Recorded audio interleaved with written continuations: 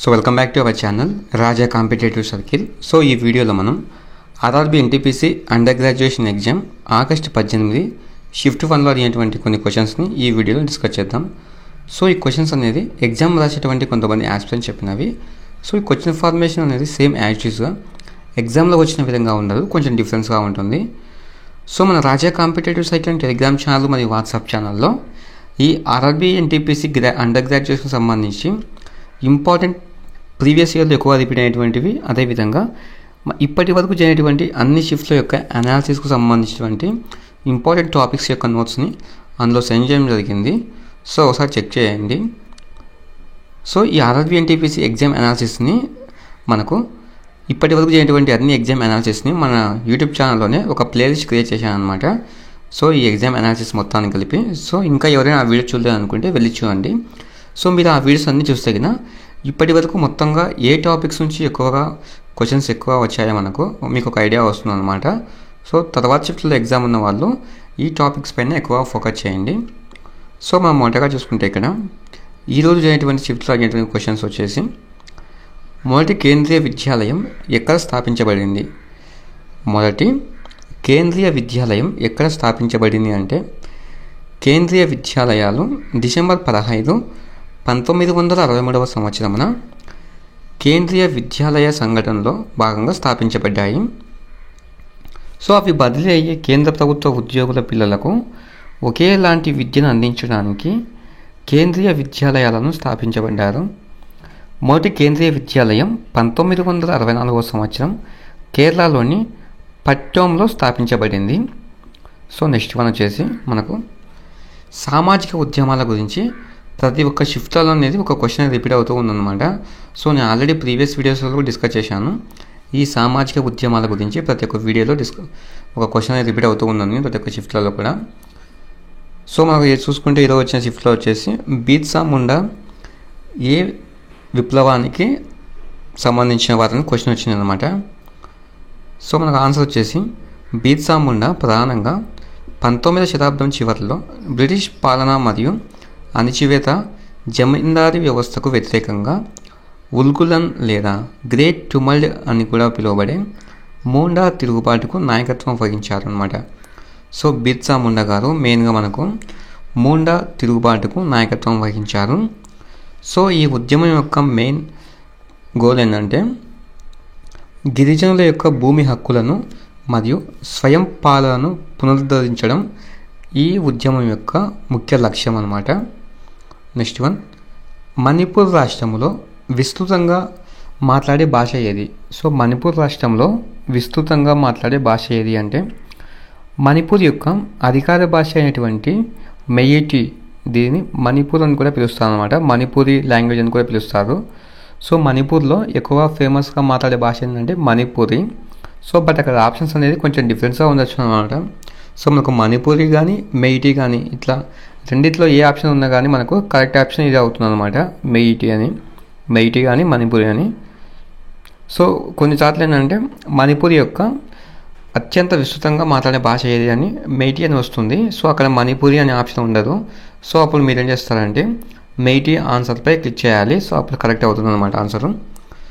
So మనకు ఈ మణిపూరి భాషను భారత రాజ్యాంగంలోని 8వ షెడ్యూల్లో చేర్చబడింది మరియు దాని యొక్క స్వంత లిపిని కలిగి ఉందన్నమాట. సో అంటే మనకు ఈ మణిపూరి భాష యొక్క సొంత లిపిని కూడా ఉంది ఈ మణిపూరి భాషకు.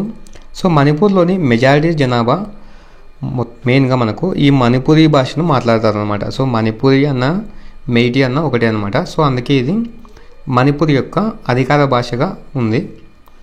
నెక్స్ట్ వన్ వచ్చేసి ఇండియన్ పాలిటిక్స్కి సంబంధించిన క్వశ్చన్ అనమాట. సో పంచాయతీరాజ్ వ్యవస్థ గురించి ప్రతి ఒక్క షిఫ్ట్లో ఇప్పటి వరకు జరిగినటువంటి అన్ని షిఫ్ట్లలో మనకు ఆగస్టు 8వ తేదీ నుంచి జరిగినటువంటి అన్ని షిఫ్ట్లలో మనకు పంచాయతీరాజ్ వ్యవస్థకు సంబంధించినటువంటి ఒక క్వశ్చన్ అనేది, దానికి సంబంధించినటువంటి ఒక ఆర్టికల్ అనేది ప్రతి ఒక్క షిఫ్ట్లో రిపీట్ అవుతూ ఉందన్నమాట. సో కావాలంటే మీరు నేను ఇంతవరకు చేసినటువంటి వీడియోస్ను ఒకసారి రెఫర్ చేయండి, ఒకసారి చూడండి. సో అందులో మీకు తెలుస్తుంది అనమాట ఇప్పటి వరకు జరిగినటువంటి అన్ని షిఫ్ట్లలో ఈ పంచాయతీరాజ్ వ్యవస్థకు సంబంధించినటువంటి ఒక క్వశ్చన్ అనేది ఖచ్చితంగా వస్తూ ఉంది. సో తర్వాత షిఫ్ట్లో ఎగ్జామ్ ఉన్న వాళ్ళు ఈ టాపిక్పై ఎక్కువ ఫోకస్ చేయండి. మనకు 73, 74 రాజ్యాంగ సవరణలకు సంబంధించి 243వ ఆర్టికల్లో ఉన్నటువంటి మొత్తాన్ని ఒకసారి చూసుకోండి. సో ఈ పంచాయతీరాజ్ సంస్థల్లో కనీసం 3/1 అంటే 33% అనేది మహిళలకు సీట్లను కేటాయించబడ్డాయి. సో ఈ రిజర్వేషన్ ప్రతి పంచాయతీలో ప్రత్యక్ష ఎన్నిక ద్వారా భర్తీ చేయబడే మొత్తం సీట్ల సంఖ్యకు వర్తిస్తుంది. సో అదనంగా అనేక రాష్ట్రాలు మరియు మరింత ముందుకు వెళ్ళి పంచాయతీరాజ్ సంస్థలలో మహిళలకు 50% రిజర్వేషన్ కల్పించాలని పంచాయతీరాజ్ మంత్రిత్వ శాఖ తెలిపాయన్నమాట. సో మనకు మెయిన్గా ఏంటంటే ఒక 100 సీట్లు ఉన్నాయనుకోండి. సో ఆ 100 సీట్లలో మెయిన్గా 33 మెంబర్స్కి స్త్రీలకు ఇవ్వాలన్నమాట మనకు సీట్లు అనేది. సో అదే మనకు ఈ ఉమెన్స్ రిజర్వేషన్ బిల్ అనమాట. సో ఈ ఉమెన్స్ రిజర్వేషన్ బిల్ అనేది ఏ సంవత్సరంలో ఇంప్లిమెంట్ అయ్యిందో కామెంట్ రూపంలో కామెంట్ చేయండి. సో నెక్స్ట్ వన్ వచ్చేసి అపాయింట్మెంట్కి సంబంధించినటువంటి క్వశ్చన్ అనమాట. సో మనకు రీసెంట్గా జరిగినటువంటి అపాయింట్మెంట్ అనమాట. ఇది మనకు మేలో జరిగినటువంటి అపాయింట్మెంట్. సో మనకు కరెంట్ అఫైర్స్లో కూడా మెయిన్గా ఏంటంటే ఈ 2025 సంవత్సరం జనవరి నుంచి మనకు జూలై వరకు ఎక్కువగా ఈ కరెంట్ అఫైర్స్ నుంచి ఎక్కువ క్వశ్చన్స్ రిపీట్ అవుతూ ఉన్నాయన్నమాట. సో మనకు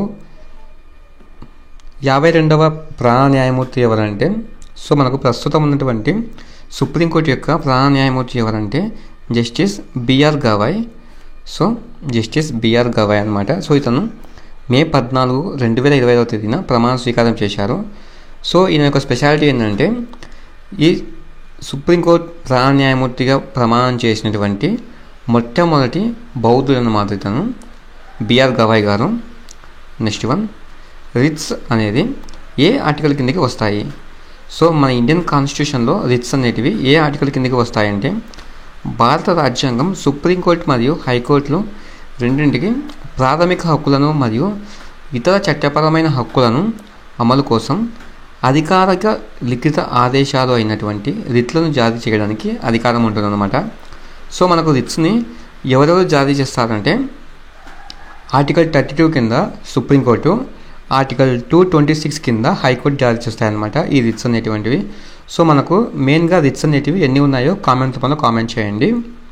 సో మనం ఇక్కడ చూసుకుంటే ఈ ఆర్టికల్ 32 కింద సుప్రీంకోర్టులకు రిట్లు జారీ చేసే అధికారం ఉంటుందన్నమాట. అంటే మనకు ఈ ఆర్టికల్ 32 కింద సుప్రీంకోర్టుకు మాత్రమే ఈ రిట్లను జారీ చేసే అధికారం ఉంటుంది. అదే మనకు ఆర్టికల్ 226 కింద హైకోర్టులకు ఈ అధికారం వస్తుందన్నమాట, రిట్లను జారీ చేసే అధికారం. సో ఆల్రెడీ మనకు రిట్స్ అంటే ఏదో తెలుసు మీకు ఆల్రెడీ. సో రిట్స్ అంటే మనకు మెయిన్గా ఏంటంటే హెబియస్ కార్పస్, మ్యాండమస్, ప్రొహిబిషన్, సెష్యూరరీ మరియు కోవాలెంట్ అనమాట. నెక్స్ట్ వన్ వచ్చేసి సో ఇవి అనమాట మనకు మెయిన్గా ఈరోజు జరిగినటువంటి ఫస్ట్ షిఫ్ట్లో వచ్చేటువంటి క్వశ్చన్స్. సో ఈ క్వశ్చన్స్ కాకుండా ఇంకా మీకు ఏమైనా తెలిసి ఉంటే ఈరోజు ఫస్ట్ షిఫ్ట్లో ఎగ్జామ్ రాసిన వాళ్ళు ఉంటే కామెంట్ రూపంలో కామెంట్ చేయండి క్వశ్చన్స్ అన్నీ. సో ఇంకా ఎవరికైనా తెలియని వాళ్ళకు తెలిసే అవకాశం ఉంటుంది అనమాట. లేదంటే మన టెలిగ్రామ్ ఛానల్లో కూడా మెసేజ్ చేయండి అనమాట. Okay friends.